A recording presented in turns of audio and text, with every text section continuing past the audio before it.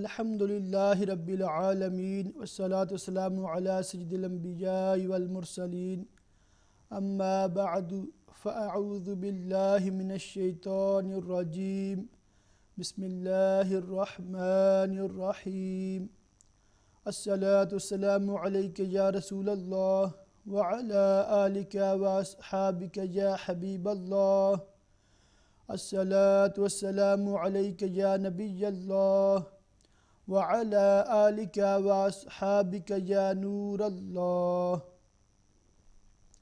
امت چینل کے ناظرین، آپ دیکھ رہے ہیں پروگرام یور کوسچنز آنسرڈ۔ یہ پروگرام ڈیلی لائیو امت چینل پر آپ کے لیے پیش کیا جاتا ہے، جس میں آپ کے پوچھے گئے سوالات کے جوابات عرض کیے جاتے ہیں۔ آج بھی اسی سلسلہ میں پروگرام ہے، اور جب تک آپ کی کال ریسیو نہیں ہوتی کسی نہ کسی ٹاپک پر گفتگو جاری رکھی جاتی ہے۔ تو آپ سے عرض ہے کہ آپ ابھی سے لائنز اوپن ہو گئی ہیں، ابھی سے کوئی بھی آپ کے ذہن میں کوسچن ہو تو اپنے سوالات پوچھنے شروع کر دیں، کہ عموماً یہ ہوتا ہے کہ جب آخری 15-20 منٹ رہ جاتے ہیں تو زیادہ کالز آنا شروع ہو جاتی ہیں، اور اس وجہ سے پھر بعض سوالات کے جوابات رہ جاتے ہیں۔ تو اگر آپ اپنے سوالات جلد لکھوا دیں گے تو انشاءاللہ جواب آتا ہوا تو اس صورت میں فوراً عرض کر دیا جائے گا، اور اگر کسی سوال کا جواب نہ آتا ہوا تو علماء کرام سے مشاورت اور کتابوں کو دیکھ کر آپ تک آئندہ نیکسٹ جو سنڈے ہے انشاءاللہ وہ سوال کا جواب پیش کرنے کی میں کوشش کروں گا۔ آج انشاءاللہ ماہ رمضان، ماہ صیام، اس کے فضائل، اس کی برکات اور چند احکام انشاءاللہ بیان کیے جائیں گے۔ سب سے پہلے تو تمام ہی ناظرین کو اس ماہ مبارک کی بہت زیادہ مبارک ہو۔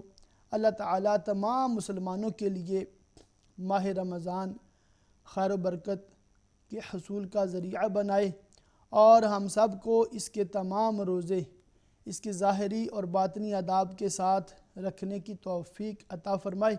اللہ تعالیٰ اس ماہ میں کی جانے والی تمام عبادات کو اپنی پاک بارگاہ میں اپنے محض فضل سے قبول فرمائے، اور اس پر ہم سب کو اجر عظیم عطا فرمائے۔ اس ماہ مبارک کی عظمت، اس کی بزرگی کا اس بات سے بھی اندازہ لگائیں کہ اللہ تعالیٰ نے قرآن پاک میں اس مہینے کا نام بھی بیان فرمایا ہے، اور روزے کے جو احکام ہیں، اس کی جو تاکید ہے وہ بھی ارشاد فرمائی ہے۔ قرآن پاک میں پارہ نمبر 2 سورہ بقرہ آیت نمبر 185 میں اللہ تعالیٰ کا ارشاد ہے: شہر رمضان الذی انزل فیہ القرآن ھدی للناس وبینات من الھدی والفرقان فمن شہد منکم الشہر فلیصمہ ومن کان مریضا او علی سفر فعدۃ من ایام اخر یرید اللہ بکم الیسر ولا یرید بکم العسر وَلِتُكْمِلُوا الْعِدَّةَ وَلِتُكَبِّرُوا اللَّهَ عَلَى مَا هَدَاكُمْ وَلَعَلَّكُمْ تَشْكُرُونَ۔ سیدی اعلیٰ حضرت امام اہل سنت مولانا شاہ امام احمد رضا خان علیہ رحمۃ الرحمن نے اپنے مشہور ترجمہ قرآن کنز الایمان شریف میں اس کا یوں ترجمہ فرمایا ہے: رمضان کا مہینہ جس میں قرآن اترا، لوگوں کے لیے ہدایت اور رہنمائی اور فیصلہ کی روشن باتیں، تو تم میں جو کوئی یہ مہینہ پائے ضرور اس کے روزے رکھے، اور جو بیمار یا سفر میں ہو تو اتنے روزے اور دنوں میں۔ اللہ تم پر آسانی چاہتا ہے اور تم پر دشواری نہیں چاہتا، اور اس لیے کہ تم گنتی پوری کرو اور اللہ کی بڑائی بولو، اس پر کہ اس نے تمہیں ہدایت کی اور کہیں تم حق گزار ہو۔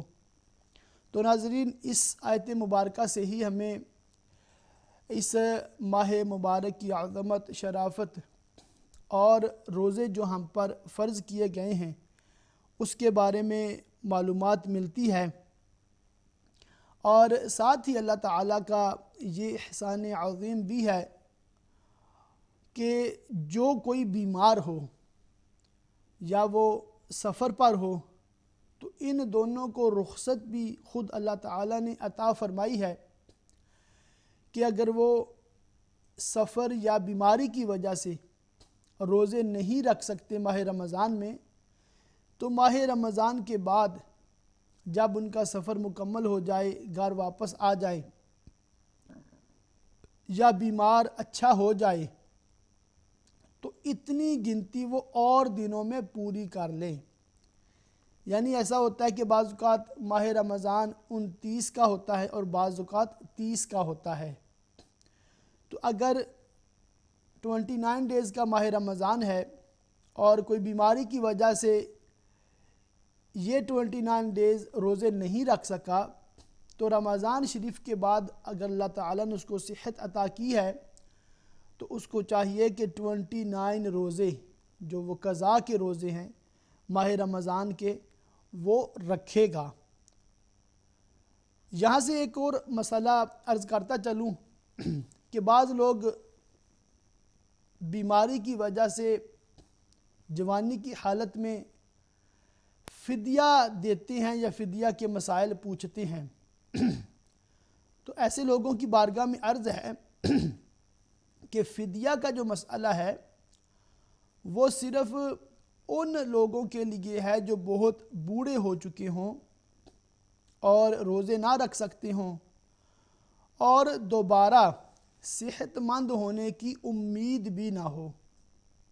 ظاہر سی بات ہے، اگر کوئی جوان ہے اور اس میں غالب گمان یہی ہوتا ہے کہ اللہ تعالیٰ اس کو انشاءاللہ صحت عطا فرمائے گا تو وہ روزے رکھ سکے گا، تو ایسی صورت میں فدیہ نہیں دے سکتے، بلکہ جب اللہ تعالیٰ اس کو صحت عطا کرے اس کو پھر روزے ہی رکھنے ہوں گے۔ تو روزوں کے بہت فضائل ہیں، اس ماہ رمضان کے بڑے فضائل ہیں، یہ بھی انشاءاللہ میں عرض کرنے لگا ہوں۔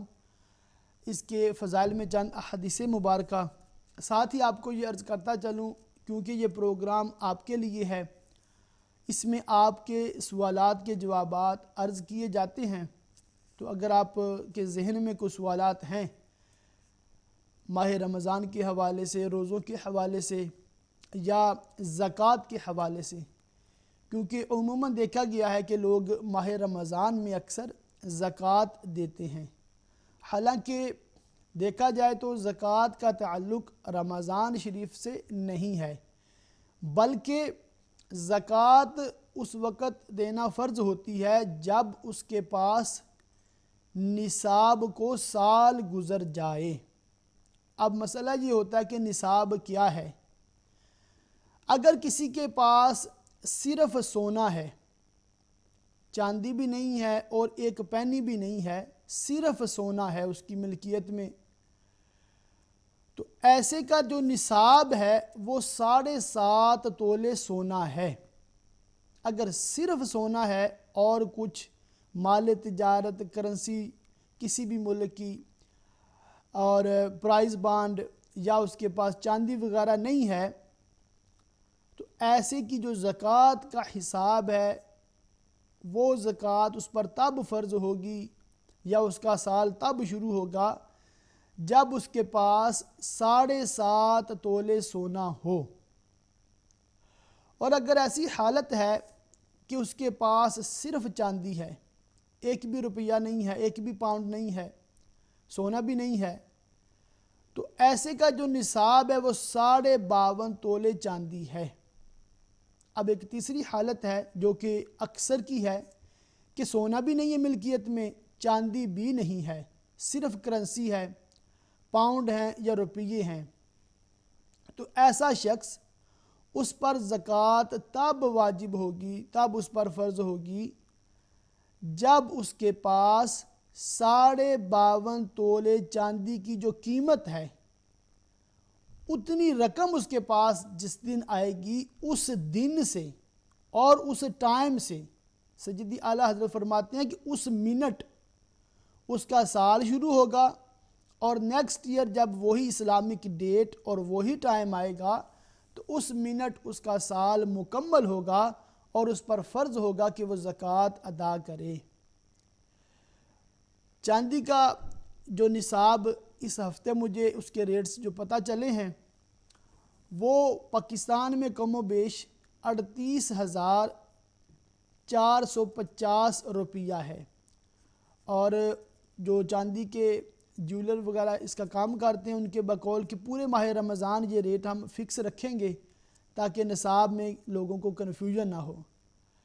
تو اس میں ان کی بارگاہ میں بھی عرض کرتا چلوں، آپ لوگوں کی معلومات کے لیے بھی عرض کرتا چلوں کہ دیکھیں نصاب کی جو رقم ہے یہ جس لمحے جس دن اسلامی ڈیٹ کے حساب سے آپ کے پاس آئے گی، چاہے رمضان ہو یا نہ ہو، کوئی بھی مہینہ ہو، آپ کے پاس 38,450 کم و بیش جو بھی 52.5 تولے چاندی کی قیمت بنتی ہے، اتنی رقم جس دن آپ کے پاس آئی اور آپ پر کوئی قرضہ نہیں ہے، یہ رقم آپ کے پاس حاجت اصلیہ سے زائد ہے اور بالغ بھی ہیں، تو آپ پر لازم ہے کہ وہ اسلامک ڈیٹ لکھ لیں، ٹائم نوٹ فرما لیں، اور اپنا سال آپ کا شروع ہو گیا۔ اب سال کے دوران اس میں اضافہ ہوتا رہا یا وہ اس 38,450 میں کمی ہوتی رہی، مگر آپ کا جو بیلنس ہے وہ زیرو نہیں ہوا۔ جب تک آپ کا بیلنس زیرو نہیں ہوگا آپ کا سال جاری ہے، اور اس میں کبھی کمی ہو گئی کبھی اضافہ ہو گیا، اور جب سال کمپلیٹ ہوا ہے تو وہ آپ کے پاس صرف 38,000 نہیں تھا بلکہ آپ کے پاس 2,38,000 جمع تھا۔ تو اب جو سال کمپلیشن پر جو ڈیٹ اور ٹائم آپ نے نوٹ کیا ہے اس میں آپ کے پاس صرف 38 نہیں ہے، سال کے شروع میں 38 ہی تھا تو سال آپ کا شروع ہوا، مگر اب 2,38,000 ہیں، اور یہ جو 2 لاکھ ہیں سال میں تھوڑے تھوڑے آپ کے پاس آئے، یا آپ کی جو ڈیٹ مکمل ہونے سے 2-4 دن پہلے آئے ہیں تب بھی، کیونکہ آپ کا وہ ٹائم اور ڈیٹ آ گئی ہے، اب جو بھی ٹوٹل آپ کے پوسیشن میں ہے آپ کی ملکیت میں ہے سب پر زکوٰۃ دینی ہے۔ یہ ایک بڑی کنفیوژن ہے لوگوں کو، اور بعض اوقات کچھ بتانے والے بھی اس طرح بتاتے ہیں کہ جس سونے کا نصاب 7.5 تولے ہے، چاندی کا نصاب 52.5 تولے ہے، اور ان میں سے جو بھی نصاب کی قیمت کم ہوگی تو وہ آپ کا نصاب ہے۔ تو اس سے بعض اوقات پبلک اتنی عبارت سے اصل مسئلہ نہیں سمجھ سکتی، تو اس لیے میں نے ڈیٹیل میں بتایا کہ اگر صرف سونا ہے تب 7.5 پورا ہوگا تو تب زکوٰۃ ہوگی، صرف چاندی ہے 52.5 پوری ہوگی 52.5 تولے پوری ہوگی تو تب زکوٰۃ ہے، نہ سونا ہے نہ چاندی ہے، صرف کرنسی ہے، نوٹ ہے، پاؤنڈ ہے، تو پھر دیکھا جائے گا 52.5 تولے چاندی کی قیمت کو آپ کے پاس جو رقم ہے پہنچتی ہے یا نہیں پہنچتی۔ اگر پہنچ گئی ہے تو وہی ڈیٹ آپ کی سٹارٹنگ کی ڈیٹ ہے، اسی ڈیٹ پہ سال آپ کا پھر کمپلیٹ ہوگا۔ اور اگر آپ کا سال کمپلیٹ ہو جاتا ہے ماہ رجب میں تو آپ پر فرض ہے کہ اسی لمحے آپ زکوٰۃ ادا کریں، آپ رمضان شریف کا انتظار نہیں کر سکتے۔ ہاں یہ ہو سکتا ہے اگر آپ کا سال جو ہے وہ شوال میں مکمل ہوتا ہے، ذوالقعدہ میں مکمل ہوتا ہے، اور آپ چاہتے ہیں کہ ایڈوانس پیمنٹ کر دیں اور رمضان شریف میں زیادہ ثواب کما لیں تو یہ ممکن ہے، مگر ہماری حالت ہمارا المیہ یہ ہے کہ ہم نے کوئی ڈیٹ فکس نہیں کی ہوئی، بس اندازے سے، اور رمضان میں بھی کسی بھی دن جب موڈ آ گیا جب چاہا زکوٰۃ دے دیتے ہیں۔ تو ایسا نہیں ہے، آپ کو اندازہ لگانا ہوگا کہ آپ کس دن صاحب نصاب ہوئے تھے، ایک گیس کریں اور اسلامک ڈیٹ آپ نوٹ کر لیں، پھر اسی سے اپنا سال آپ جاری رکھیں۔ اور اگر آپ کے پاس مکس ہے سونا اور چاندی مکس ہے تو سونے کا نصاب پورا نہیں ہے، مثلا 4 تولے ہے یا 5 تولے ہے، اور چاندی پوری 52.5 نہیں ہے، مگر ان دونوں کو اگر جمع کرتے ہیں تو ان کی جو قیمت ہے 52.5 تولے چاندی کے نصاب کو پہنچتی ہے، تو تب بھی آپ کا نصاب شروع ہو جائے گا۔ اسی طرح سونے کے ساتھ کچھ پاؤنڈ ہیں، 4 تولے ہے اور ساتھ میں چاہے 10 پاؤنڈ ہیں، 5 پاؤنڈ ہیں، تو اب سونے کے 7.5 پورے کرنا ضروری نہیں ہے، کیونکہ اب سونے کے ساتھ کرنسی بھی شامل ہو گئی ہے، تو اس صورت میں 52.5 تولے چاندی کی قیمت اگر پہنچ جاتا ہے 4 تولے، تو ڈیفینیٹلی پہنچ جاتا ہے، تو آپ کا سال شروع ہو جائے گا۔ تو جیسے میں نے عرض کیا کہ نصاب جو ہے وہ اگر کسی کے پاس صرف پیسے ہیں یا سونا چاندی مکس ہے، یا سونے چاندی کے ساتھ پیسے اس کے پاس ہیں، یا چاندی اور پیسے ہیں، یا سونا یا پیسے ہیں، یا مال تجارت ہے، تو ان صورتوں میں ان ساری جو باتیں میں نے عرض کی ہیں، ان میں جو نصاب ہے وہ آپ چاندی کا نصاب دیکھیں گے۔ یہ بڑی حیرت کی بات ہے کہ بعض لوگوں کے پاس 6 تولے ہے مثلا، اور ان کے پاس 3-4 ہزار پاؤنڈ بھی پڑا ہے، تو کسی سے مسئلہ پوچھا تو اس نے کہا کیونکہ آپ کے پاس 7.5 تولے پورا نہیں ہے تو آپ پر زکوٰۃ نہیں ہے۔ تو ایسی بات نہیں ہے، جو نصاب جو آج کل کا حساب ہے، جو سٹینڈرڈ ہے، جو معیار ہے، وہ چاندی رکھا گیا ہے، کیونکہ چاندی کی قیمت بہت کم ہے۔ تو 52.5 تولے چاندی کی قیمت اگر کسی کے پاس ہو تو اس پر جو سال اس کا شروع ہو جاتا ہے، جب وہ اس کا سال کمپلیٹ ہو جائے گا تو اس پر زکوٰۃ فرض ہوگی، اور فرض ہوگی جتنا بھی ٹوٹل اس کے پاس ہے، سال میں جو اضافہ ہوتا رہا ہے وہ بھی ایڈ کرنا ہوگا۔ اور بعض بہنوں میں یہ کنفیوژن پائی جاتی ہے کہ جو سونا پہنا ہوتا ہے، جو چوڑیاں پہنی ہوتی ہیں، وہ سمجھتے ہیں کہ ان پر زکوٰۃ نہیں ہے، حالانکہ ان پر بھی زکوٰۃ ہے، اور بعض سمجھتے ہیں کہ جو 7.5 سے اوپر ہے اس پر زکوٰۃ ہے، 7.5 پر نہیں ہے۔ ایسا نہیں ہے، 7.5 بھی شامل کرنا ہے۔ تو اللہ تعالی ہمیں دین کا فہم عطا فرمائے۔ میں عرض کر رہا تھا کہ زکوٰۃ کا نصاب کیا ہوتا ہے۔ یہ بات میں نے ضمناً اس لیے بھی کر دی کہ عموماً رمضان شریف میں زکوٰۃ لوگ دیتے ہیں، تو اس لیے میں نے مناسب سمجھا کہ اس کے حوالے سے بھی تھوڑی معلومات دے دی جائے۔ تو میں عرض کر رہا تھا کہ ماہ رمضان کے بہت فضائل ہیں، بہت زیادہ اس کی برکتیں ہیں، اور اس کی شان، اس کی عظمت کے تو کیا ہی کہنے، کہ ایک حدیث پاک میں ہے، بے شک جنت ابتدائی سال سے آئندہ سال تک رمضان المبارک کے لیے سجائی جاتی ہے، اور فرمایا رمضان شریف کے پہلے دن جنت کے درختوں کے نیچے سے بڑی بڑی آنکھوں والی حوروں پر ہوا چلتی ہے، اور وہ عرض کرتی ہیں، اے پروردگار عز و جل، اپنے بندوں میں سے ایسے بندوں کو ہمارا شوہر بنا جن کو دیکھ کر ہماری آنکھیں ٹھنڈی ہوں، اور جب وہ ہمیں دیکھیں تو ان کی آنکھیں بھی ٹھنڈی ہوں۔ اسی طرح ایک اور حدیث پاک میں اس کے بہت زیادہ فضائل بیان کیے گئے ہیں کہ پیارے پیارے آقا مدینے والے مصطفیٰ صلی اللہ تعالی علیہ وآلہ وسلم کا فرمان رحمت نشان ہے، رمضان شریف کی ہر شب آسمانوں میں صبح صادق تک ایک منادی یہ ندا کرتا ہے، اے اچھائی مانگنے والے مکمل کر، یعنی اللہ تعالیٰ کی اطاعت کی طرف آگے بڑھ اور خوش ہو جا، اور اے شریر شر سے باز آ جا اور عبرت حاصل کر۔ ہے کوئی مغفرت کا طالب کہ اس کی طلب پوری کی جائے، ہے کوئی توبہ کرنے والا کہ اس کی توبہ قبول کی جائے، ہے کوئی دعا مانگنے والا کہ اس کی دعا قبول کی جائے، ہے کوئی سائل کہ اس کا سوال پورا کیا جائے۔ اللہ تعالی رمضان المبارک کی ہر شب میں افطار کے وقت 60,000 گناہگاروں کو دوزخ سے آزاد فرما دیتا ہے، اور عید کے دن سارے مہینے کے برابر گناہ گاروں کی بخشش کی جاتی ہے۔ سبحان اللہ، سبحان اللہ۔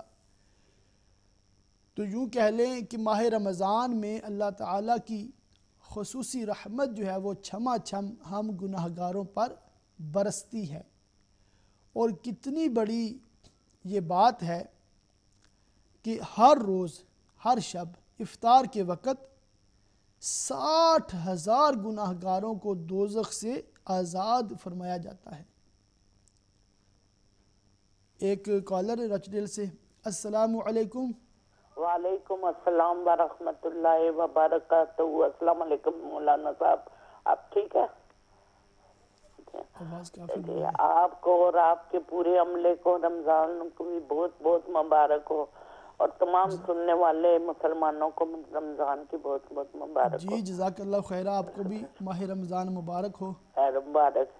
اور میں نے سوال یہ پوچھنا تھا کہ یہ جو ہم قرآن پاک پڑھتے ہیں تو یہ جو ہے اس ایک قرآن پاک ہم نے ایک پڑھا تو اس میں نے اپنے ماں باپ کو بھی بخش دیا، اپنے ہسبینڈ کو بھی بخش دیا، اور اپنے بہن بھائیوں کو بھی، اور تمام کیا اس میں تمام مسلمانوں کو اور تمام اپنے رشتہ داروں کو سب کو اس میں بخش سکتی ہوں، اس کا ان جی کو سب ٹھیک کو ہے، اس کا ثواب پہنچا سکتی ہوں؟ جی عرض کرتا ہوں، کوئی اور سوال؟ نہیں، بس یہی سوال ہے، اور دعا کرنا میرے ماں باپ کی مغفرت کے لیے، میرے ہسبینڈ کی مغفرت کے لیے، جی انشاءاللہ، اور تمام میرے بہن بھائیوں کی مغفرت کے لیے جو اس دنیا میں نہیں ہے۔ جی ضرور انشاءاللہ، بس جزاک اللہ۔ تو اللہ تعالیٰ سے دعا ہے کہ اللہ تعالیٰ ہماری، ہمارے ماں باپ کی اور تمام مسلمانوں کی مغفرت فرمائے، بالخصوص جس بہن نے کال کی ہے ان کے مرحوم شوہر، ان کے والدین کو اللہ تعالیٰ جنت الفردوس میں اعلیٰ مقام عطا فرمائے۔ تو میں عرض کر رہا تھا کہ ماہ رمضان کے بہت فضائل ہیں، اور اس کی عظمت کہ تو کیا ہی کہنے کہ اللہ تعالیٰ کی خصوصی رحمتیں چھما چھم ہم گناہ گاروں پر برس رہی ہوتی ہیں، اور اللہ تعالیٰ ہر شب میں افطار کے وقت 60,000 گناہ گاروں کو دوزخ سے آزاد فرما دیتا ہے، اور عید کے دن سارے مہینے کے برابر گناہ گاروں کی بخشش کی جاتی ہے۔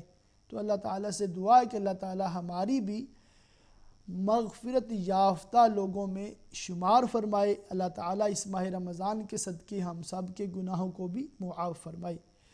بہن نے راچڈیل سے سوال یہ پوچھا ہے، اور یہ سوال بھی کافی اہم ہے، کافی لوگ اس کے بارے میں معلومات لینا چاہتے ہیں، کیونکہ ماہ رمضان میں، کیونکہ یہ ماہ قرآن بھی ہے کہ اس میں قرآن پاک نازل ہوا تھا، تو اس لیے اس کو ماہ قرآن بھی کہا جاتا ہے، اور الحمدللہ مسلمانوں کی ایک تعداد ہے بڑے ذوق و شوق کے ساتھ بکثرت تلاوت قرآن پاک ان کا معمول ہوتا ہے، اور یہ پھر مسئلہ بھی پوچھتے ہیں کہ ایصال ثواب کر سکتے ہیں اور کتنوں کو کر سکتے ہیں۔ تو اس کے بارے میں عرض کرتا چلوں کہ اگر آپ نے ایک ختم قرآن کیا ہے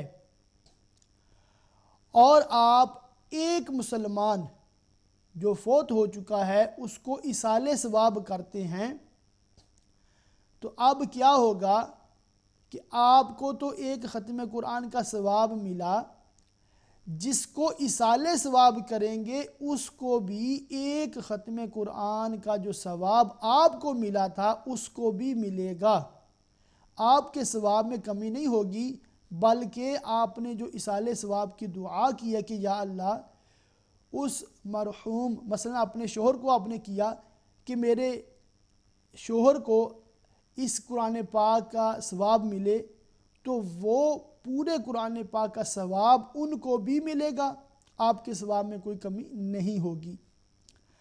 اگر آپ نے ایک کی بجائے 10 لوگوں کو ایصال ثواب کیا تو اللہ تعالیٰ کی رحمت بہت بڑی ہے کہ آپ کو جو ایک ختم قرآن کا ثواب ملا تھا آپ نے 10 کے لیے دعا کی ہے، تو انشاءاللہ ان 10 کو پورے ایک قرآن کے ختم کا ثواب ملے گا، اور علماء کرام ایصال ثواب کی جو تفصیل بیان فرماتے ہیں وہ یہ ارشاد فرماتے ہیں کہ جب بھی ایصال ثواب کریں محدود لوگوں کو نہ کریں بلکہ تمام مسلمان جن و انس یعنی جنات مسلمان اور جو انسانوں میں مسلمان ہوئے ہیں تمام کو ایصال ثواب کریں تو انشاءاللہ ہر ایک کو پورا پورا ثواب ملے گا، آپ کے ثواب میں کوئی کمی نہیں ہوگی۔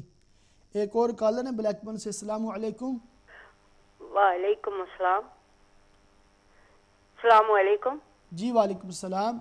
جی میں بات کرنا چاہتی ہوں، یہ جو بیان کر رہے ہیں۔ جی بات کریں، میں عرض کر رہا ہوں، سوال کیا آپ کا؟ جی یہ ہے کہ آپ کا رمضان مبارک ہو اور آپ کا پروگرام بہت اچھا ہے۔ کیا ہے کہ وہ فدیہ دیا ہے 120 پاؤنڈ، تو یہاں میں پاکستان دے کر آئی ہوں، تو یہاں جو ہے نا وہ فدیہ آپ بولتے ہیں کہ 150 پاؤنڈ دینا چاہیے، تو اب کیا کروں؟ وہ جو بقیہ رقم ہے وہ ان کو پہنچاؤں یا یہاں ہی کسی کے دے دوں؟ اچھا، آپ کو کسی نے بھی بولا ہے کہ اس کی جو قیمت وہ بڑھ گئی ہے، ابھی 5 پاؤنڈ ایک روزے کا فدیہ ہو گیا ہے؟ جی اچھا ٹھیک ہے، عرض کرتا ہے اس کا جواب میں۔ اور کوئی سوال آپ کا؟ جی بس دعا میں یاد رکھنا، اللہ تعالیٰ آپ کو مزید ترقیاں عطا فرمائے۔ جی جزاک اللہ بہن، آپ نے کال کی، آپ کو بھی ماہ رمضان بہت بہت مبارک ہو، جزاک اللہ خیرہ۔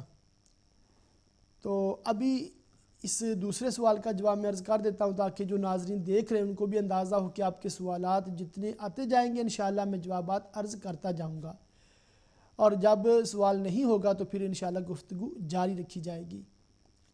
اب دیکھیں جو فدیے کا جو مسئلہ ہے وہ اگر کسی نے ایک روزہ نہیں رکھ سکا تو اس کی جو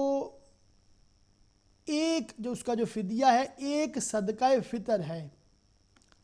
اب صدقہ فطر کتنی مقدار ہے؟ اصل میں تو اس کا جو اگر دیکھا جائے 2 کلو اور 80 گرام جو گیہوں یا آٹے کی جو قیمت ہے وہ صدقہ فطر ہے۔ اب صدقہ جو فطر کی جو آج کل مارکیٹ ویلیو ہے، بعض مساجد نے 3 پاؤنڈ لکھے ہوئے ہیں، بعض نے 4 پاؤنڈ لکھے ہیں اور بعض نے ابھی 5 پاؤنڈ لکھے ہیں، تو اس میں پبلک تھوڑی کنفیوز ہو جاتی ہے۔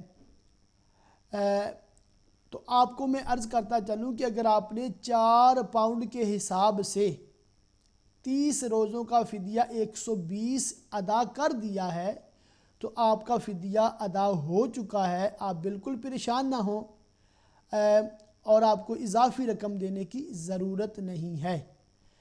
اضافی آپ کو دینے کی ضرورت نہیں ہے، بلکہ جو مسجد والوں نے 1 پاؤنڈ ایکسٹرا اس وقت اس بار وہ پرنٹ کیا ہے تو انہوں نے اضافی لگایا ہے اس میں ریٹس، آپ کو اس میں حاجت نہیں ہے۔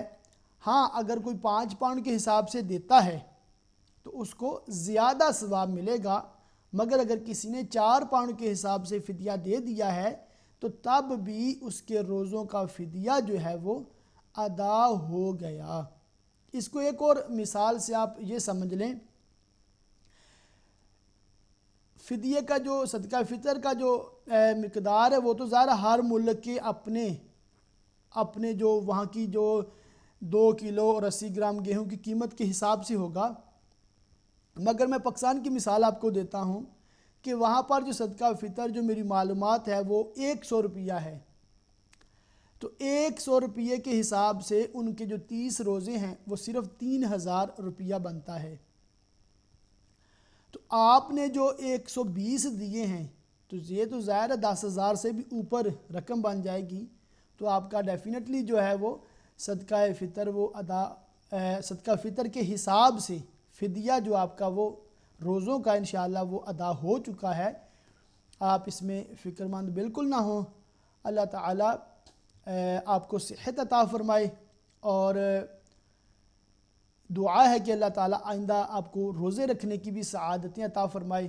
اس کا مسئلہ یہ بھی سماعت کر لیں تمامی ناظرین کہ اگر آپ نے روزوں کا فدیہ دے دیا ہے اور اب اللہ تعالیٰ نے کرم یہ فرمایا کہ آپ کی بیماری دور ہو گئی ہے جس عذر کی وجہ سے آپ روزے نہیں رکھ سکتے تھے وہ عذر ختم ہو چکا ہے، تو اب جو آپ فدیہ دے چکے ہیں وہ نفلی ہو جائے گا، وہ آپ کی طرف سے نفلی خیرات ہو جائے گی۔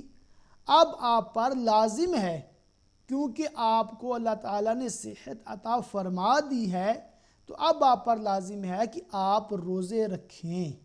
جتنے روزوں کا فدیہ دیا تھا، 1 سال کے، 2 سال کے، 5 سال کے، بلکہ 10 سال کے روزے اگر آپ نے بیماری کی وجہ سے نہیں رکھے تھے اور فدیہ دیتے رہے تھے، اور اب اللہ تعالیٰ نے آپ کو صحت دی ہے، اتنی قوت عطا فرمائی ہے کہ آپ آسانی کے ساتھ روزہ رکھ سکتے ہیں، تو اب آپ پر لازم ہے، آپ پر ضروری ہے، فرض ہے کہ آپ ان روزوں کی قضا کریں، ان کو رکھیں۔ اب جو فدیہ ہے وہ کافی نہیں ہے۔ جیسا میں نے شروع میں عرض کیا کہ فدیہ جو ہے وہ صرف اس کے لیے ہے جو اتنا بوڑھا ہو گیا ہے کہ جس کو دوبارہ صحت ملنے کی امید نہیں ہے، یا کسی کو ایسی بیماری لاحق ہو گئی ہے، ڈاکٹرز کہتے ہیں یا اس کا مشاہدہ ہے یا عام لوگوں کا تجربہ ہے کہ ایسی بیماری کے مبتلا شخص کو عموماً صحت نہیں ملتی، تو وہ اگر احتیاطاً فدیہ دیتا رہتا ہے تو اچھی بات ہے۔ اگر صحت اچھی ہو گئی تو روزے رکھنے ہوں گے، اگر صحت اچھی نہ ہوئی تو فدیہ آپ کا ادا ہو چکا ہے، اللہ تعالیٰ انشاءاللہ وہ قبول فرمائے گا اور آپ کو اس کا گناہ نہیں ہوگا۔ ایڈوانس آپ دے رہے ہیں فدیہ، اچھی بات ہے، مگر آپ جوانی میں ہیں، تھوڑی بیماری ہے، اس سال آپ روزے نہیں رکھ سکتے تو فدیہ دینا ضروری نہیں ہے۔ آپ کو امید ہے کہ صحت ہو جائے گی اچھی تو میں رکھوں گا روزے، تو آپ روزے رکھیں۔ اگر حالت یہ ہو گئی ہے کہ روزے بھی نہیں رکھے اور فدیہ بھی نہیں دیا، اور اب کوئی شخص قریب المرگ ہے، تو اس پر یہ ضروری ہے کہ وہ وصیت کر جائے کہ میں نے اتنے روزے نہیں رکھے تھے، ان کا فدیہ ادا کر دیا جائے۔ فدیہ کے حوالے سے جو قرآن پاک کی آیت مبارکہ ہے، پارہ 2 سورہ بقرہ کی آیت نمبر 183 اور 184 میں اس کا جو بیان ہے وہ بھی میں آپ کو پڑھ کے سنا دیتا ہوں، تاکہ فدیہ کے حوالے سے ہی قرآن پاک سے بھی کچھ بیان ہو جائے۔ اللہ تعالیٰ کا ارشاد ہے، یا ایہا الذین آمنوا کتب علیکم الصیام کما کتب علی الذین من قبلکم لعلکم تتقون ایاما معدودات فمن كان منكم مريضا أو على سفر فعدة من أيام أخر وعلى الذين يطيقونه فدية طعام مسكين فمن تطوع خيرا فهو خير له وأن تصوموا خير لكم إن كنتم تعلمون۔ اے ایمان والو، تم پر روزے فرض کیے گئے جیسے اگلوں پر فرض ہوئے تھے کہ کہیں تمہیں پرہیزگاری ملے۔ گنتی کے دن ہیں تو تم میں جو کوئی بیمار یا سفر میں ہو تو اتنے روزے اور دنوں میں، اور جنہیں اس کی طاقت نہ ہو وہ بدلہ میں 1 مسکین کا کھانا، پھر جو اپنی طرف سے نیکی زیادہ کرے تو وہ اس کے لیے بہتر ہے، اور روزہ رکھنا تمہارے لیے زیادہ بھلا ہے اگر تم جانو۔ تو اس آیت مبارکہ سے بھی ہمیں کئی احکام کا پتہ چلتا ہے۔ ایک بہن ہے اسکاٹ لینڈ سے، السلام علیکم۔ السلام علیکم۔ جی وعلیکم السلام۔ میں نے آپ سے 2-3 سوال پوچھنے ہیں، وہ یہ ہے کہ پہلا تو میں نے آپ سے یہ پوچھنا ہے کہ تراویح کی نیت کیسے کی جاتی ہے؟ ٹھیک ہے۔ اس طرح کے 2 رکعت نماز نفل تراویح پڑھنا ہے کہنا ہے یا کچھ اور کہنا ہے، یہ بتا دیں۔ جی اور دوسرا یہ ہے کہ آپ سے یہ پوچھنا ہے کہ اگر کوشش کے باوجود بھی رات کو نہ جاگا جائے فجر تک، جی تو تراویح اگر مس ہو جائے تو پھر کتنا گناہ ہے؟ اور اگر کوشش کے باوجود بھی جاگ جائیں تو پھر روزہ رکھ کے یا نماز پڑھ کے سر میں شدید اتنا درد ہو کہ برداشت سے باہر ہے. جی یہ جی بتائیں کہ روزہ توڑنے کا زیادہ گناہ ہوگا یا کہ قضا نماز پڑھنے کا زیادہ گناہ ہوگا؟ بس یہ ٹھیک 2 سوال ہیں آپ سے، پلیز ان کا ذرا تفصیل سے جواب دیجیے گا. میں بہت اس وجہ سے پریشان ہوں کیونکہ رات کو میں بہت کوشش کے باوجود بھی نہیں جاگ سکتی اور یہ میرا سارا کچھ مس ہو جاتا ہے. تو مجھے پلیز یہ بتا دیجیے گا. میں ابھی فون عرض بند کر دیتا ہوں. ٹھیک ہے، آپ تو پروگرام دیکھیں. آپ جواب دیجیے گا. اوکے، جی انشاءاللہ. اللہ. جزاک اللہ خیر. ایک بہن نے 2 سوال پوچھے ہیں اسکاٹ لینڈ سے، ان کے سوالات کے جوابات عرض کرتا چلوں. سب سے پہلے انہوں نے پوچھا کہ تراویح کی نیت کیسے کریں گے. دیکھیں کہ دل جو نیت ہے یہ دل کے ارادے کا نام ہے. آپ کے ذہن میں، آپ کے دل میں یہ بات ہے کہ میں تراویح پڑھنے لگی ہوں تو اتنی نیت کافی ہے، زبان سے کہنے کی حاجت ضرورت نہیں ہے. اور اگر ایک سسٹر ہے برمنگم سے، السلام علیکم. وعلیکم السلام. مبارک ہو مولانا صاحب رمضان کی. جی جزاک اللہ، آپ کو بھی مبارک ہو. اچھا، میرے ایک سوال ہے کہ جو رمضان شریف یا نارمل ڈیز میں سرما لگا کے نماز ہو سکتی ہے تو رمضان میں آیا روزہ بند کرنے سے پہلے یا بند کرنے سے بعد میں سرما ڈال سکتے ہیں؟ اس کے بارے میں بتا دیں پلیز. ٹھیک ہے، اور کوئی سوال؟ اور ایک میرا سوال یہ ہے کہ 3 مہینے بعد مجھے B12 انجیکشن لگتا ہے تو رمضان میں آیا مجھے روزہ نہیں رکھنا پڑے گا کیونکہ ابھی ایک رمضان میں میرا ڈیو ہے. اچھا، کون سا انجیکشن لگتا ہے؟ B12. B12 وہ مطلب ہارٹ بیٹ کی وجہ سے کو لگتا ہے آپ کو؟ ہاں، مجھے یہ خون کی کمی کی وجہ سے. خون میں کمی کی وجہ سے انجیکشن لگانا پڑتا ہے ایوری منتھ؟ ہاں، یہ شولڈر کی سائڈ پہ لگتا ہے. ٹھیک ہے، ہر مہینے لگتا ہے آپ کو؟ نہیں، ایوری 3 منتھ. Every 3 month. اور رمضان میں ایک ڈیو ہے؟ ہاں جی. اور ظاہرہ ڈے ٹائم ہی لگے گا، رات میں ایسا کچھ نہیں ہو سکتا؟ وہ جی ڈے ٹائم ہی لگے گا، وہ روزے کے دوران میں ہی لگ سکتا ہے، رات میں نہیں لگ سکتا؟ وہ اس کی اپوائنٹمنٹ نہیں ملے گی آپ کو؟ مجھے نرس لگاتی ہے، گھر میں نہیں لگواتی، وہ مجھے خود ڈیٹ دیتے ہیں. جی جی، وہی میں عرض کر رہا ہوں کہ وہ سن سیٹ کے بعد نہیں لگ سکتا نا. وہ تو سرجری بند ہو جاتی ہے نا. جی جی جی جی، میں سمجھ گیا. تو اس کا بھی میں عرض کرتا ہوں انجیکشن کے حوالے سے. آپ پروگرام ہاں دیکھیں جی انشاءاللہ. جی، مہربانی. اوکے، ٹھیک ہے، نو پرابلم. اللہ حافظ. خدا حافظ. تو بہن نے سوال پوچھا تھا تراویح کے حوالے سے. تو دیکھیں نیت دل کا ارادے کا نام ہے. آپ کے ذہن میں ہے کہ میں تراویح پڑھ رہی ہوں بس کافی ہے. زبان سے کہنا چاہیں تو 2 رکعت نماز سنت تراویح واسطے اللہ تعالیٰ دے بندگی، اللہ تعالیٰ کی قبلہ کی طرف منہ، جیسے عموماً الفاظ کہے جاتے ہیں تو وہ بھی ٹھیک ہے، کوئی مسئلہ نہیں ہے. مگر آپ کے ذہن میں ہے کہ میں تراویح پڑھنے لگی ہوں تو آپ کی تراویح ہو جائے گی. پھر آپ نے یہ سوال کیے ہیں کہ اگر کوئی جاگ نہ سکے، اس کو نیند آ گئی اور تراویح اس کی مس ہو گئی ہے، تو دیکھیں اس طرح تراویح مس کرنے آپ گناہگار ہوں گی. آپ کو چاہیے کہ آپ ایسی ترکیب بنائیں کہ دن میں تھوڑا آرام کر لیا کریں تاکہ رات میں تھوڑا فریش ہو جائیں اور آپ آسانی کے ساتھ تراویح پڑھ سکیں.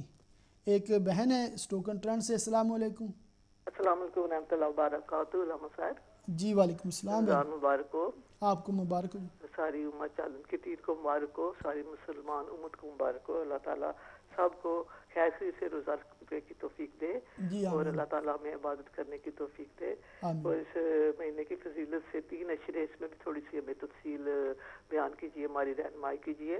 جی اور جی میں نے یہ پوچھنا ہے، میرا کوشچن یہ ہے کہ صبح کی نماز کے بعد 20 منٹ کے بعد نماز اشراق پڑھی جاتی ہے، کیا اس کا ٹائم کتنی دیر تک رہتا ہے؟ 11 بجے بھی پڑھ سکتے ہیں؟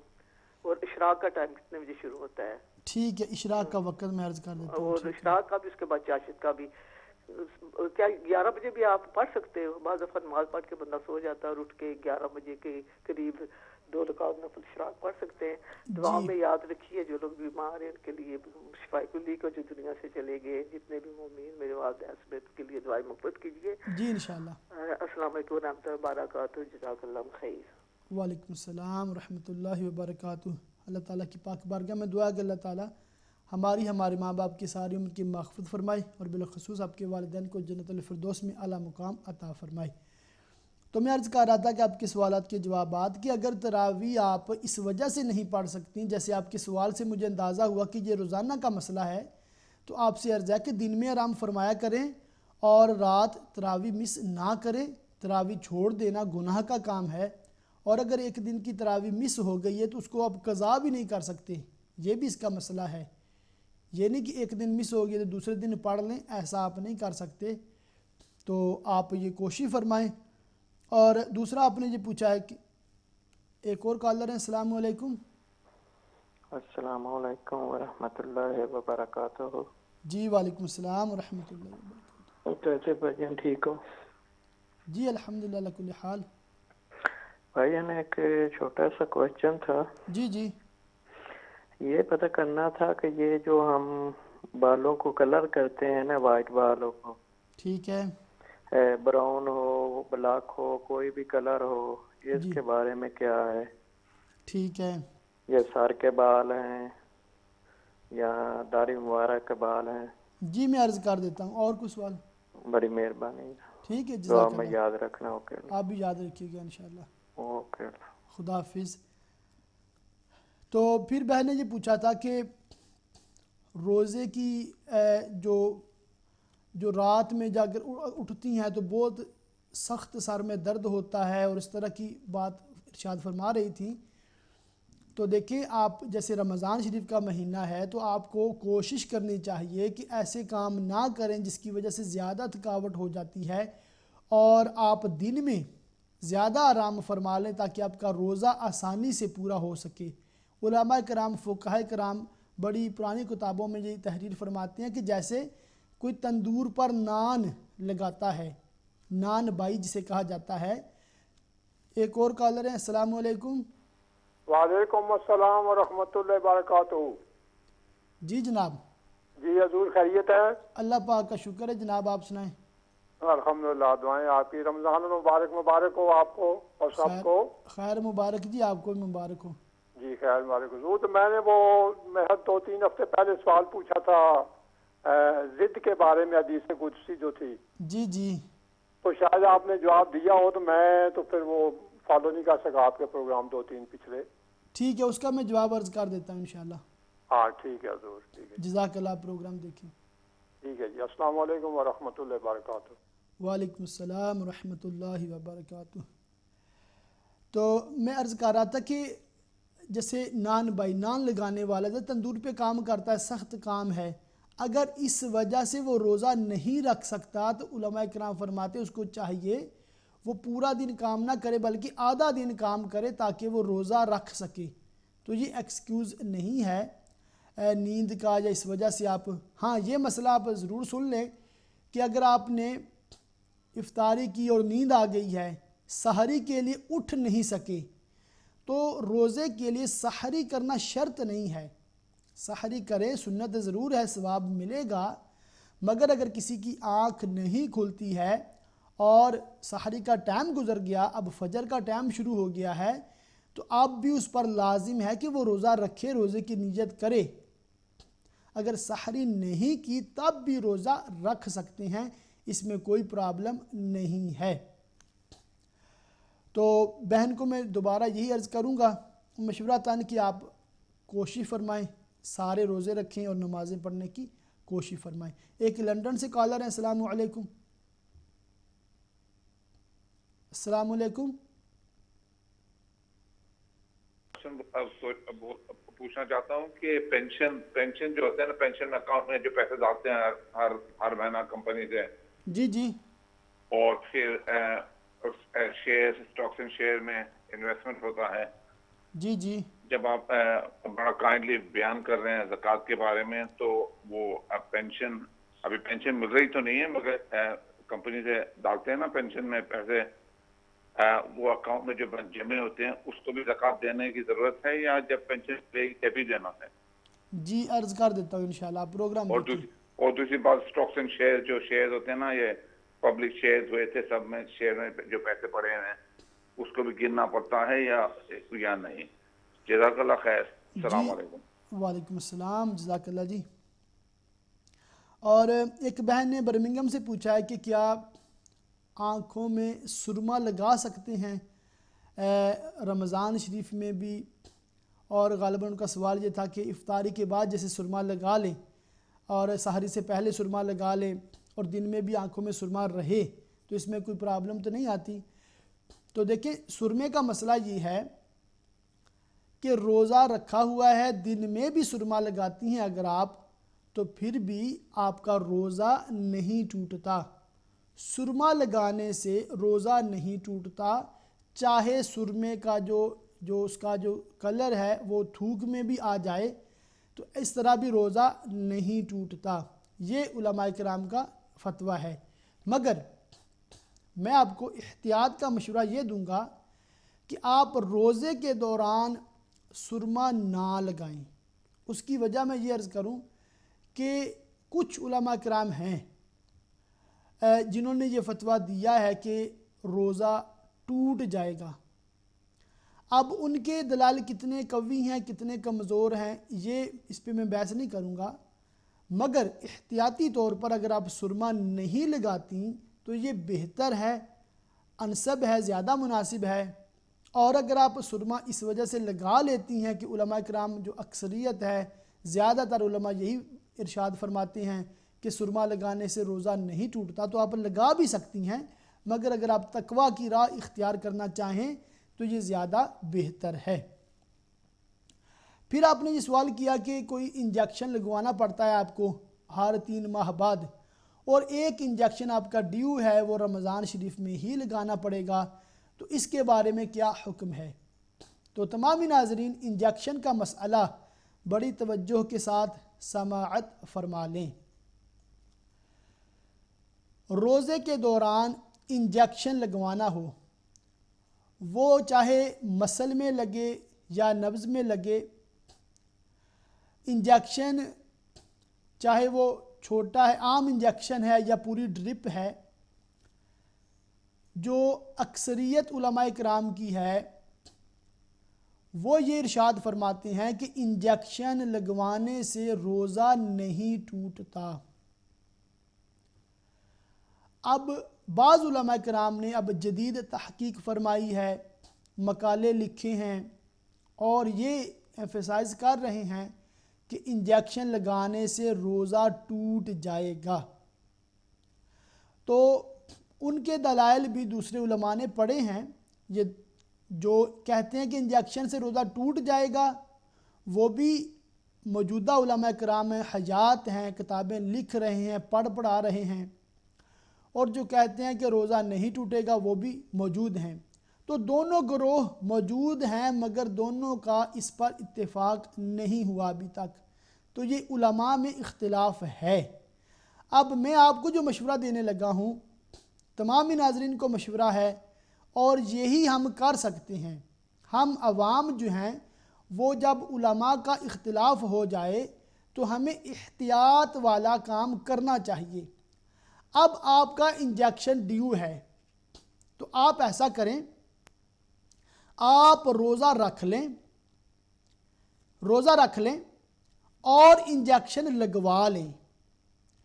آپ یہ سمجھیں، یہ مطلب ذہن آپ میں رہے کہ آپ کا روزہ نہیں ٹوٹا، آپ کا روزہ نہیں ٹوٹا، آپ کا روزہ بالکل پورا ہو گیا ہے، انجیکشن سے روزہ نہیں ٹوٹا۔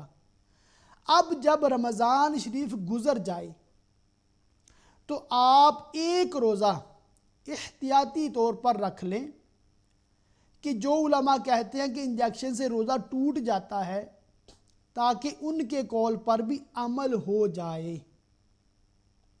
تو آپ رمضان میں روزہ رکھیں، انجیکشن چونکہ مجبوری ہے لگوانا وہ آپ لگوا لیں، روزہ نہ توڑیں۔ جب رمضان شریف گزر جائے تو ایک روزہ احتیاطی طور پر رکھ لیں، تاکہ دونوں گروہ جو علماء کرام کے ہیں ان دونوں کی اقوال پر آپ کا روزہ بھی 100% ٹھیک ہو جائے اور آپ پر کوئی بھی مواخذہ نہیں رہے گا۔ اسی طرح اور بھی جو اختلافی مسئلے ہیں، ایک گروہ علماء کا کہتے ہیں کہ روزہ اس سے ٹوٹ جاتا ہے، اور دوسرا گروہ کہتا ہے روزہ نہیں ٹوٹتا۔ تو اگر آپ کو مجبوری بن جائے تو آپ ایسا کر سکتے ہیں. مثلاً کان میں دوا ڈالنا، اس میں بھی بعض علماء کہتے ہیں روزہ ٹوٹ جاتا ہے، بعض کہتے ہیں نہیں ٹوٹتا. تو اگر آپ کو اشد مجبوری نہیں ہے تو آپ کان میں دوا نہ ڈالیں، رسک نہ لیں. اور اگر حالت ایسی ہے کہ آپ کو مجبوری ہے، انجیکشن لگوانا ہے یا کان میں دوا ڈالنی ہے، تو ٹھیک ہے، آپ کو شریعت اجازت ویسے بھی دیتی ہے، آپ انجیکشن لگوا لیں، اب کان میں دوا ڈال لیں، مگر اپنا روزہ نہ توڑیں. آپ پورا دن روزے کی طرح گزاریں، کیونکہ بعض علماء ایسے جو کہتے ہیں کہ روزہ نہیں ٹوٹتا، ان کے قول پر آپ کا عمل ہو رہا ہے. اور جب آپ کا رمضان گزر جائے تو 1 یا 2 روزے اس وجہ سے آپ کہ جس میں آپ کو ڈاؤٹ ہے، تو آپ احتیاطی طور پر اس روزے کی نیت سے روزہ رکھ لیں بعد میں، تو انشاءاللہ آپ کے رمضان کے روزے بھی پورے ہو گئے. اور ایک جو روزہ آپ نے ایکسٹرا رکھا ہے، ایک گروہ علماء کے نزدیک آپ کا وہ رمضان کے روزے پورے ہو جائیں گے، دوسرے گروہ کے نزدیک آپ کا وہ ایک نفلی روزہ ہو جائے گا، آپ کو ایکسٹرا ثواب ملے گا. تو اس میں الحمدللہ بہت سیفٹی ہے، بہت اس میں فائدہ ہے اور یہ بہت انسب ہے. تو آپ اس پہ عمل کر لیں گی انشاءاللہ تو آپ کے لیے زیادہ مناسب ہوگا کہ آپ اپنے ماہ رمضان کے روزے رکھیں. اور جو انجیکشن لگوانے کا مسئلہ ہے، وہ اگر لگوانا مجبوری ہے تو آپ لگوا سکتے ہیں. اب آخر میں ایک بات جو بالخصوص بہنوں کے حوالے سے ہے، ان کے میں یہ عرض کر دوں کہ ہر عورت کے جیسے مخصوص ایام آتے ہیں اور رمضان میں بھی وہ 5-7 دن آئیں گے، تو اگر آپ ان دنوں میں انجیکشن لگوا لیں تو یہ بہت ہی بہتر ہے. اس میں پھر کسی کا بھی اختلاف نہیں ہوگا کہ جن دنوں میں عورتیں روزے نہیں رکھ سکتی ماہواری کی وجہ سے، تو ان دنوں میں اگر انجیکشن آپ لگوا لیں، وہ ڈیٹ لے لیں، تو وہ سب سے بہتر ہے. ایک اور کالر ہیں. السلام علیکم. وعلیکم السلام. جی جناب. ہلو. جی آواز آ رہی ہے آپ کی. وعلیکم السلام. میں نے پوچھنا ہے کہ میں ہارٹ پیشنٹ ہوں. ٹھیک ہے. گولیاں کھا رہا ہوں بہت ساری. جی جی. تو روزہ رکھوں یا نہیں رکھوں؟ ڈاکٹر نے تو کہا ہے نہیں رکھیں. تو اگر آپ نے روزہ رکھنے کی کوشش کبھی کی ہے تو زیادہ طبیعت تو خراب نہیں ہوتی؟ رکھنے کی یہ 2 سال ہی ہیں. پچھلے سال نہیں رکھے تھے تو اس سال. ڈاکٹر گولیاں بہت کھاتا ہوں نا. اچھا. 3 دفعہ دن میں گولیاں کھاتا ہوں. تو اگر آپ سحری اور افطاری میں گولیاں کھا لیں تو وہ آپ کے لیے کافی نہیں ہوں گی؟ یہ تو میں ٹرائی نہیں کیا ہے. تو مشورہ یہ ہے کہ آپ ٹرائی کر لیں. جی. اگر آپ کو کوئی مجبوری نہیں بنتی، کوئی زیادہ پرابلم نہیں ہوتی تو آپ رکھے روزے، الحمدللہ سعادت ہے. اچھا. تو اگر آپ سمجھیں کہ طبیعت میرا بائی پاس کا آپریشن ہوا ہے نا. جی میں سمجھتا ہوں. اگر آپ سمجھتے ہیں کہ زیادہ طبیعت خراب ہوتی ہے جی تو آپ پھر روزے نہ رکھیں، آپ کو رخصت ہے. اچھا. اگر روزہ نہیں رکھے تو پھر تراویح پڑھنے کے لیے جانا چاہیے یا؟ ہاں یہ میں مسئلہ عرض کر دیتا ہوں، پروگرام دیکھیں. اچھا جی. شکریہ جی. اللہ حافظ. اللہ حافظ. جزاک اللہ خیرہ. تو انجیکشن کے حوالے سے میں نے کافی تفصیلی گفتگو کی ہے، تو آخر میں یہی عرض کر دوں کہ اگر بہن نے انجیکشن لگوانا ہے تو ان دنوں میں لگوا لیں جن میں روزہ نہیں رکھتی عورتیں، تو وہ زیادہ بہتر ہے. اور اگر آپ نے انجیکشن لگوانا ہی ہے اور عام دنوں میں جس میں روزہ رکھا جاتا ہے تو آپ روزہ رکھ لیں اور انجیکشن بھی لگوا لیں، اور احتیاطی طور پر رمضان شریف کے بعد ایک روزہ آپ قضا کی نیت سے رکھ لیں، تو انشاءاللہ دونوں علماء کے اقوال پر آپ کا عمل ہو جائے گا. تو ایک بہن نے سوال یہ کیا ہے کہ اشراق کی جو نماز ہے تو کیا وہ 11 بجے پڑھ سکتے ہیں کہ نہیں پڑھ سکتے؟ تو دیکھیں ان دنوں میں تو 11 بجے پڑھ سکتے ہیں، کیونکہ دحوہ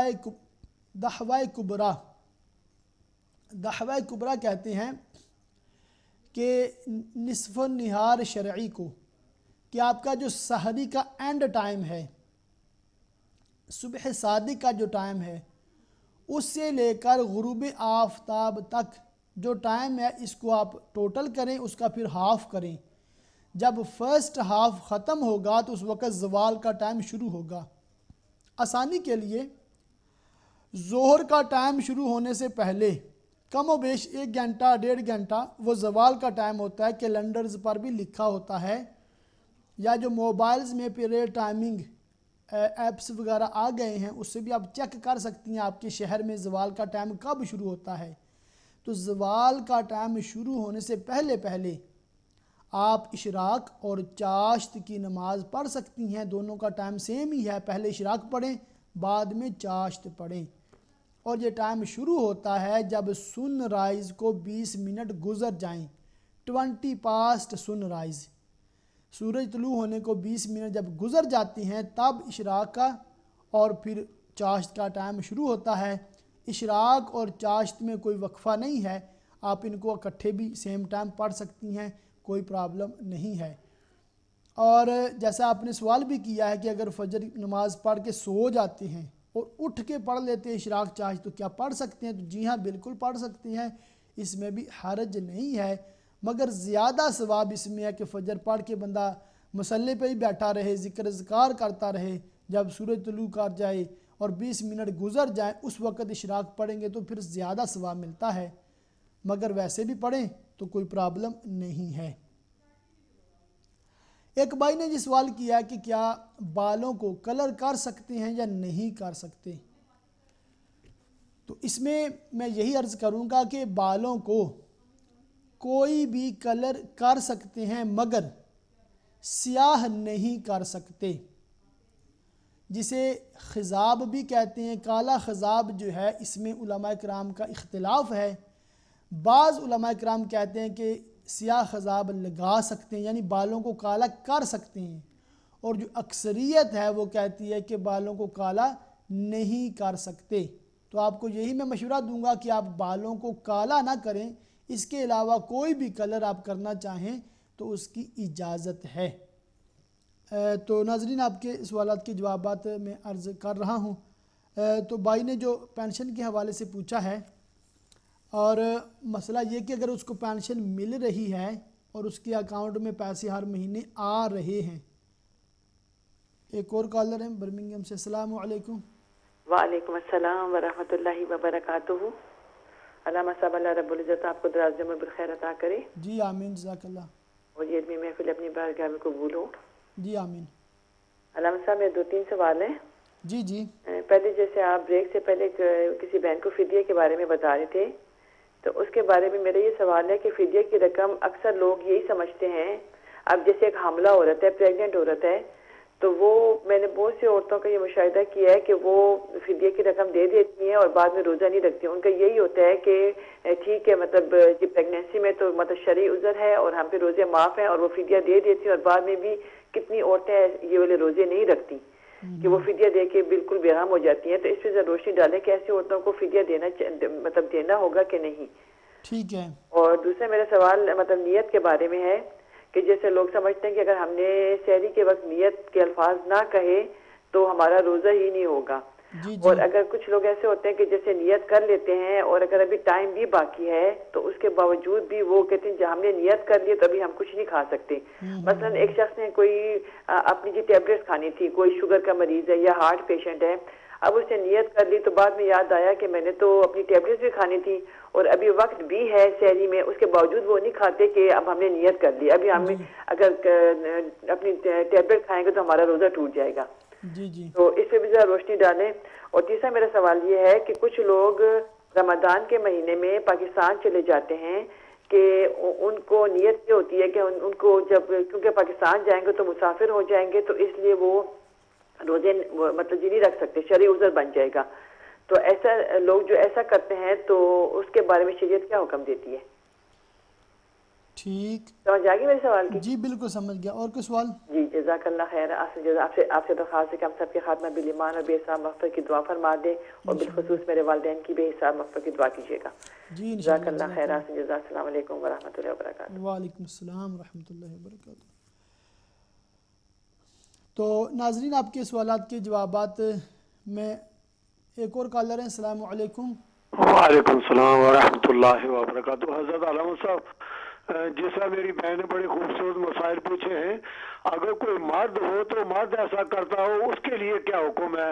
جی جی. اور دوسری بات یہ آپ سے پوچھنی ہے کہ اگر کوئی ٹی وی پر کوئی مسلمان کوئی بری بات کہتا ہے، آیا ایسی بات کہنے سے قوم کو نقصان ہوتا ہے؟ یعنی گالی مثلا کسی عالم دین کو منافق کہہ دیا یا منافقت پھیلاتا ہے چاند کے بارے میں، تو یہ ایسے الفاظ صاحب علم آدمی کے لیے کہنا، وہ پھر ٹی وی پر پوری دنیا سنتی ہے، وہ کہنے والا وکیل ہو، تو کیا ایسا پبلک میں اس کا کیا اثر ہوتا ہے؟ اور دوسری بات آپ سے پوچھنی ہے کہ یعنی شیطان کے بارے میں آتا کہ 3 عین ان کے اس کے بارے میں آبد اس طرح 3 عینیں آتی ہیں، اور اس کا اتنا اونچا مقام ہونے کی وجہ کیا ہے کہ وہ اللہ کی بارگاہ سے اس کو باہر کر دیا گیا، پھٹکار پڑی اللہ کے سیدنا آدم علیہ السلام کی، اس کی وجہ بیان فرمائیں. اور تیسری بات آپ سے یہ پوچھنی ہے کہ یعنی سیدنا حضرت بوستانی رحمت اللہ تعالی علیہ کی پاک بارگاہ کی آپ کی توجہ میں چاہتا ہوں کہ آپ کے لیے سنا کہ آپ نے فرمایا کہ اگر کوئی میرا نام یاد کر لے تو اللہ آخری نبی کے صدقے میں اس کو جنت واجب جنت مل جائے گی یا واجب ہے.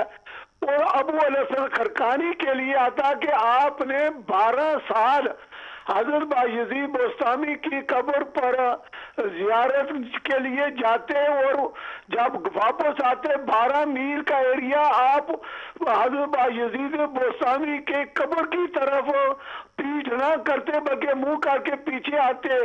اس کے عوض میں اس ادب کی وجہ سے اللہ کریم نے ان کو قرآن عظیم کا حافظ قبرستان سے لے کر 12 میل کے ایریے میں گھر تک حافظ قرآن بنا دیا. اگر یہ ولی اللہ کا یہ مقام ہے، پھر نبی اللہ اور صحابہ کرام کا پھر کیا ہوگا، اہل بیت کا پھر کیا مقام ہوگا؟ اگر حضور کے ولیوں کا یہ مقام ہے، پھر صحابہ کرام اور اہل بیت کا، پھر نبی اللہ کا، تو پھر انسان کی یہ جو دماغ ہے، یہ نبیوں کی پھر بارے میں تو ادب کا مقام تو بہت ہی اونچا ہے. اس بارے میں ذرا توجہ فرمائیں تاکہ ہمارے علم میں حضور کی اور حضور کے اہل محبت اور اہل صحابہ اہل بیت اور یہ کاملین کا ہمیں مقام حاصل ہو سکے. شکریہ. جزاک اللہ خیر، بہت شکریہ آپ کا. تو ناظرین، آپ کے سوالات کے جوابات میں عرض کر رہا تھا، اور بھائی نے یہ جو پینشن کے حوالے سے مسئلہ پوچھا ہے، ایک یہ مسئلہ بھی ہے کہ جو پینشن کے لیے رقم جمع کرواتے رہتے ہیں پینشن کے لیے.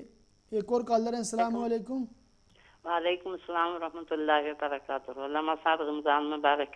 جی آپ کو بھی رمضان مبارک ہو. جی آپ کی پوری ٹیم کو، ماچل کی پوری ٹیم کو، سارے بہن بھائیوں کو، نبی کی ساری امت کو رمضان مبارک. اور اللہ تعالیٰ اس رمضان مبارک کو ہمارے لیے بخشش کا پروانہ بنا دے اور ہمارے روزوں کو قبول کرے. جی آمین. اور اللہ تعالیٰ طاقت دے ہمیں کہ ہم اس ماہ رمضان کی رحمتیں لوٹنے کے لیے. جی آپ ابھی فرما رہے تھے جو انجیکشن کے بارے میں کہ وہ روزہ رکھ لیں، آپ انجیکشن لگوا لیں تو بعد میں وہ قضا پوری کر لیں. مگر جو لوگ روزانہ انجیکشن لگواتے ہیں، جو شوگر کے مریض ہیں، وہ روزانہ انجیکشن لگاتے ہیں، اس کو پتہ نہیں ہوتا کہ کس ٹائم ان کی طبیعت خراب ہو جائے گی، اس کو لازمی ہر روزانہ لگانا پڑے گا. اس کے بارے میں آپ کیا کہیں گے؟ دوسرا، جو خون نکالتے ہیں، خون نکالنے سے روزہ نہیں ٹوٹتا، ٹھیک ہے، آپ لوگوں سے سنا ہے، مگر جو اتنا خون نکالتے ہیں کہ 2 3 4 شیشیاں وہ بھرتے ہیں جو انگلی برابر ہوتے ہیں، انسان کو اتنا خطرہ ہو کہ میں کبھی کہیں روزے کی حالت میں بہوش نہ ہو جاؤں کہ وہ خون تھوڑا سا زیادہ ہوتا ہے. اس روزے کے بارے میں آپ کیا کہیں کہ اس دن روزہ رکھ لینا چاہیے یا وہ ایک روزہ چھوڑ دیں، وہ بعد میں رکھ لیں؟ اچھا، شوگر کے حوالے سے آپ سے سوال یہ کہ آپ لگواتی ہیں انجیکشن؟ جی نہیں، میں نہیں لگواتی، میرے گھر میں ہیں لوگ جو لگواتے ہیں، میں نہیں شوگر کی مریض الحمدللہ. وہ جب شوگر کا انجیکشن انسولین کا لیتے ہیں تو کیا ان کو پھر کھانا بھی پڑتا ہے فوراً کچھ؟ جی اگر ان کو کچھ پتہ نہیں ہوتا کیونکہ کبھی وہ ان کے کسی ٹائم بھی بہوش ہو سکتے ہیں. ٹھیک کیونکہ وہ پچھلے سالوں میں ایسا ہوا نا. اب ہم کوشش کرتے ہیں کہ ان کو روزہ نہ رکھوائیں. جی عالموں نے کیونکہ کہا ہے کہ جو اتنی حالت خراب ہو سکتی ہے بہوش ہو جاتے ہیں تو پھر وہ روزے کی فدیہ ہی ادا کر دینا ان کے لیے کافی ہوگا. ہاں ٹھیک ہے میں عرض کرتا ہوں انشاءاللہ. ہاں جی دوسرا جو خون کے بارے میں نے بولا ہے پلیز وہ بھی لازمی ابھی مجھے چاہیے 1-2 دن میں مجھے وہ میں عرض کر دیتا ہوں. ٹھیک ہے بہت شکریہ. دعا میں یاد رکھیں. آپ بھی انشاءاللہ. ٹھیک ہے جزاک اللہ. تو بھائی نے جو سوال کیا کہ پینشن کے لیے جو رقم جمع کروائی جاتی ہے کیا اس پر بھی زکوٰۃ ہے یا نہیں, اور اسٹاک مارکیٹ میں کسی کے شیئرز ہیں تو ان شیئرز پر زکوٰۃ ہوگی یا نہیں. تو اس ایک اور کالر ہیں. السلام علیکم. وعلیکم السلام. جی جناب. سر آواز آ رہی ہے؟ بالکل آواز بڑی اچھی آ رہی ہے. جی سر میرا نام محمد ہے اور میں برمنگھام سے بول رہا ہوں. جی محمد بھائی ماشاءاللہ. تو سر میں کتنے سوال آپ سے کر سکتا ہوں, پوچھ سکتا ہوں ان کے جواب؟ جی آپ پوچھیں انشاءاللہ نو پرابلم. اچھا سر میرا پہلا سوال ہے کہ ہم جو پاکستان کے اندر جو سسٹم ہے جو پیسے لوگ وہاں بینک میں جو رکھتے ہیں. جی ہلو جی آواز آ رہی ہے سر؟ جی آواز آ رہی ہے. تو سر وہ جو ہم کہتے ہیں کہ نفع لگاتے ہیں یا اس کو جو سود بھی کہتے ہیں جی سود دیتے ہیں, جو پیسے اتنے آپ کے بینک میں پڑے ہوئے ہیں اس کے ساتھ وہ جو ہر مہینے کے آپ کو پیسے دیتے ہیں تو اس کے بارے میں ہے کہ وہ تو سود ہو گیا ہے. ہم کہتے ہیں کہ وہ منافع ہے, وہ نفع ہے, وہ بینک دیتا ہے. تو آپ کے تو پیسے وہ ادھر ہی پڑے ہوئے ہیں بینک کے اندر جتنے بھی آپ نے جمع کیے ہوئے ہیں, تو اس کے ساتھ آپ کو وہ سود دے رہے ہیں, وہ آپ لے سکتے ہیں یا نہیں لے سکتے؟ اگر لے سکتے ہیں وہ کیونکہ میرے نہیں ہیں وہ اس طرح کہ اگر ہم وہ بینک والوں کو بولے کہ ہم نہیں لینا چاہتے یا اگر ہم لیتے ہیں تو ہم کسی کو دے سکتے ہیں؟ جی جو اپنے مسلمان بینکوں میں جمع کروائے ہیں وہ پیسے جیسے پاکستان میں جمع کروائے ہیں تو آپ ایکسٹرا پیسے اگر لیں گے تو یہ سود ہے, حرام ہے, آپ نہیں لے سکتے. اچھا تو وہ ہم کس کو دیں؟ آپ کسی کو دے سکتے ہیں؟ آپ بینک والوں کو بول دیں کہ ہمارا کرنٹ اکاؤنٹ کھولیں, ہمیں کوئی سود انٹرسٹ وغیرہ نہیں چاہیے. جی تو جو نہیں سر ابھی تو ہم ادھر ہیں, ابھی ہم ادھر جائیں گے تو پھر اگر وہ جو پیسے ان کے ساتھ لگ رہے ہیں یا لگ چکے ہیں تو وہ ہم ان سے لے کے تو ہم کس کو دے سکتے ہیں؟ اب دیکھیں اگر کوئی ایسا مسئلہ آپ کا بن ہی گیا ہے کہ آپ کے اکاؤنٹ میں رقم آ گئی ہے اور واپس بھی نہیں کر سکتے تو آپ بغیر ثواب کی نیت کیے غریبوں میں تقسیم کر دیں. ثواب کی نیت سے نہ دیں. ہم کر سکتے ہیں ہاں غریبوں میں پھر آپ تقسیم کر دیں. اور جیسے میں نے پہلے عرض کیا ہے کہ اپنا کرنٹ اکاؤنٹ کھلوائیں, ایسا اکاؤنٹ نہ کھلوائیں کہ آپ کو سود ملے. ٹھیک ہے سر. اور میرا دوسرا سوال ہے سر کیونکہ میں تقریباً 1 سال سے میں بیمار ہوں, میں کام نہیں کر رہا ہوں, تو میں اپنا جو میرا جو پچھلے سال کی جو میری زکوٰۃ تھی وہ میں نہیں ادا کر سکا. ابھی تو رمضان بھی شروع ہو گیا, نئی زکوٰۃ شروع ہو گئی ہے, تو ہم نئی تو ابھی دیں گے اور پرانی بھی ہم ساتھ ساتھ دے سکتے ہیں؟ ٹھیک جی بالکل دے سکتے ہیں آپ. ٹھیک ہے. اور میرا تیسرا سوال ہے سر, میرا بھائی ہے وہ تقریباً 7 سال سے بیمار ہے ذہنی طور پہ, تو اس کے ایک بیٹا ایک بیٹی ہے 8 سال کا اور ایک 10 سال کا ہے, تو وہ کام نہیں کر سکتا ہے, تقریباً ذہنی طور پہ ٹھیک نہیں ہے, گھر پہ رہتا ہے, اس کی کوئی انکم نہیں ہے, تو ہم اس کو زکوٰۃ دے سکتے ہیں؟ جی بالکل اپنے بھائی کو بھی زکوٰۃ دے سکتے ہیں, نو پرابلم. اچھا تو سر دوسرا کیونکہ میری ٹریٹمنٹ چل رہی ہے تقریباً 1 سال سے میری ٹریٹمنٹ ہے, میری ہاسپٹل میں جانا پڑتا ہے مجھے, تو میں اس کی وجہ سے روزے نہیں رکھ رہا. تو وہ جو روزوں کا ہدیہ ہے وہ ان ہدیے سے ہم روزہ کھلوا سکتے ہیں مسجد کے اندر؟ جی نہیں, آپ تو ماشاءاللہ لگتا ہے ابھی جوان ہے, تو آپ انتظار کریں, آپ فدیہ نہ دیں, آپ کو اللہ تعالیٰ جب صحت دے تو آپ پھر روزے رکھیں.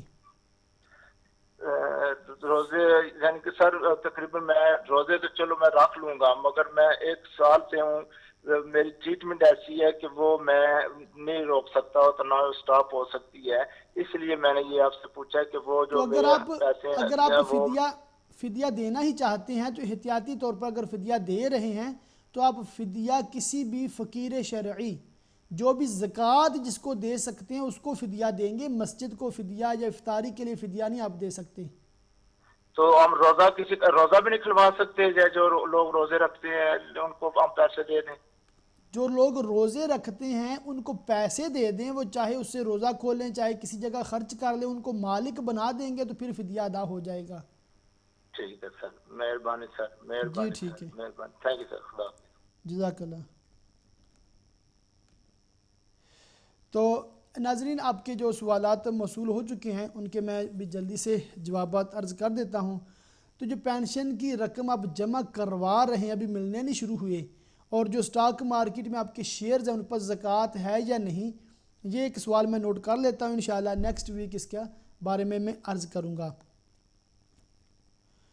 तो अब मसला ये था कि कोई दिल का मरीज़ है, हार्ट पेशेंट है और वो गोलियां भी खाता है, तो क्या वो रोज़े रख सकता है कि नहीं रख सकता।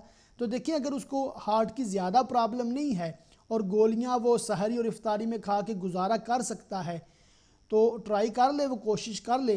अगर वो मैनेज कर सकता है और सेहत को प्रॉब्लम नहीं आ रही तो उसको रोज़े रखने चाहिए। और अगर उसको ज़्यादा प्रॉब्लम है, डॉक्टर भी रिकमेंड करते हैं बल्कि फ़ोर्स करते हैं कि आप रोज़ा ना रखें और पाबंदी से गोलियां खाएं, तो आप रोज़ा छोड़ सकते हैं, ये आपका उज़र माकूल है। और ये पूछा आपने कि क्या मैं रोज़े नहीं रखता तो क्या तरावी भी ना पढ़ूं, ये बहुत बड़ी मिसअंडरस्टैंडिंग है लोगों की। तमाम नाज़रीन तवज्जो फरमाएं, अगर आप किसी उज़र की वजह से, बीमारी की वजह से रोज़ा नहीं रख सकते तो आप तरावी पढ़ेंगे, तरावी आप पर सुन्नत रहेगी, तरावी आप नहीं छोड़ सकते।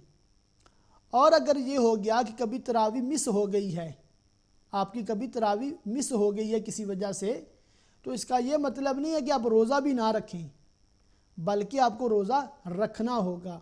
तो दोनों काम करने हैं, रोज़ा भी रखना है, तरावी भी पढ़नी है।